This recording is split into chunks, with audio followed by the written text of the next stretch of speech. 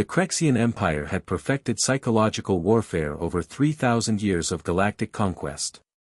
Their latest strategy against the upstart humans was, by their standards, elegant in its cruelty: abduct human children, drop them into the nests of their most lethal predators, and broadcast the results across human space.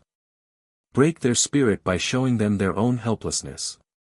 Supreme Commander Thexkar watched the monitoring screens with 3 of his eyes while his tactical appendages recorded data. The first test subjects, 5 human juveniles between the ages of 4 and 7 standard years, had been deposited on Crexer Prime, directly into the territorial ranges of Varanthi hunters. The Varanthi were perfect for this demonstration: 3-meter-tall apex predators with serrated claws, pack intelligence, and a feeding behavior that left no doubt about their lethality. The human response fleet won't arrive for 6 cycles, his subordinate, Commander Zrel, reported. By then, the broadcasts will have demoralized their entire species. Humans are notoriously emotional about their young. Thexkar's mandibles clicked with satisfaction. Begin transmission to human space. Let them watch their cubs become prey. The first child they observed was a small female with dark curly hair, designation Mira. She'd been placed near a Varanthi matriarch's den, where 3 full-grown hunters rested between kills. The predators had already noticed her. They approached, low and stalking. The small one will be consumed first, Thexkar predicted.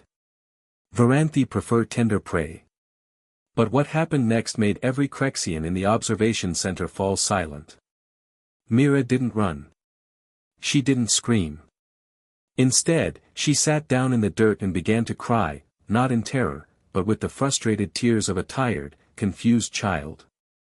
The lead Varanthi stopped 3 meters away, its head tilting in a gesture the Crexians had never seen before. Then Mira looked up, saw the creature, and her expression transformed. "Puppy," she exclaimed in human common tongue, her face lighting up.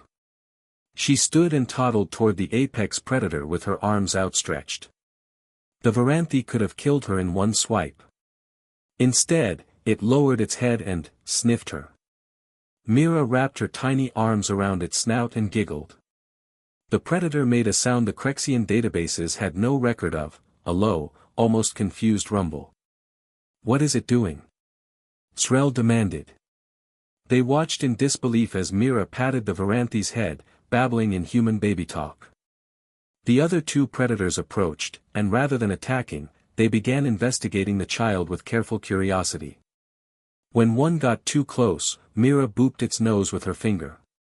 The massive predator actually stepped back. This is an anomaly," Thexkar insisted. "Observe the others." Subject 2, a male child called Tommy, age 6, had been placed near a Ravager nest. Ravagers were solitary ambush predators, territorial and aggressive. Tommy had found a stick. He was poking the Ravager with it. "Stop it." "Bad." "No." Tommy commanded, using the stick like a training tool. When the Ravager snarled, Tommy snarled back, a high-pitched, squeaky imitation that should have been laughable. The Ravager looked genuinely confused. Tommy pointed the stick at a spot on the ground.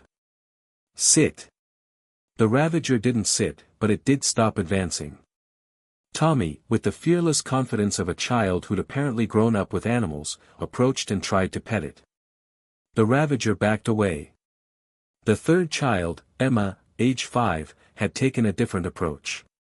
She'd found a Varanthi pup, a juvenile predator that had wandered from its pack. Emma had apparently decided it needed care. She was trying to feed it berries she'd picked, wrapping it in her jacket when it seemed cold, and scolding it when it tried to bite. The pup's pack found them within the hour. The adult Varanthi approached, ready to reclaim their young, but Emma stood between them and the pup, arms spread wide, protecting it. "No. He's scared. You're too loud." The adult Varanthi stopped. Simply stopped and stared at this tiny human defending their offspring from them. Subject 4, Diego, had discovered that young Ravagers responded to play. He'd started a game of chase, and now 3 juvenile predators were running after him, not hunting, but playing. When Diego fell, they pounced, but gently, the way Earth dogs played with children. Subject 5 was the most concerning. Little Aiden, age 4, had found the nest of a Varanthi alpha, the most dangerous predator on the planet. He'd climbed onto its back while it slept and was now using it as a bed, thumb in mouth, completely unconscious. The alpha had woken, felt the weight on its back, and simply laid its head back down, guarding the sleeping child. "This is impossible," Thexkar whispered. "Our data shows." "Sir," a technician interrupted. "Human response incoming." It's laughter, sir. They're laughing at us." The communication channel crackled to life. A human admiral appeared on screen, barely containing her amusement. "Thank you for the field trip, Commander Thexkar. Though I should warn you, you might want to retrieve our kids before they adopt all your predators." "Adopt?" Thexkar sputtered. "They're in mortal danger." "Commander," the admiral said, her smile widening, "humans domesticated wolves into dogs. We turned wild horses into companions. We've befriended dolphins, elephants, and birds of prey. We've made pets of predators and family of wild things for our entire evolutionary history. Your mistake wasn't dropping our children with your apex predators." She leaned forward. "Your mistake was assuming the predators were the dangerous ones in that equation." On the screens, Mira was now riding on the Varanthi matriarch's back, directing it like a mount. Tommy had 3 Ravagers sitting in a row, apparently having succeeded in his training. Emma's adopted pup refused to leave her side, growling at its own pack when they came too close. Diego's playing had turned into a coordinated game with rules that the young Ravager somehow understood. And Aiden had woken up and was feeding his alpha companion the military rations from his pocket.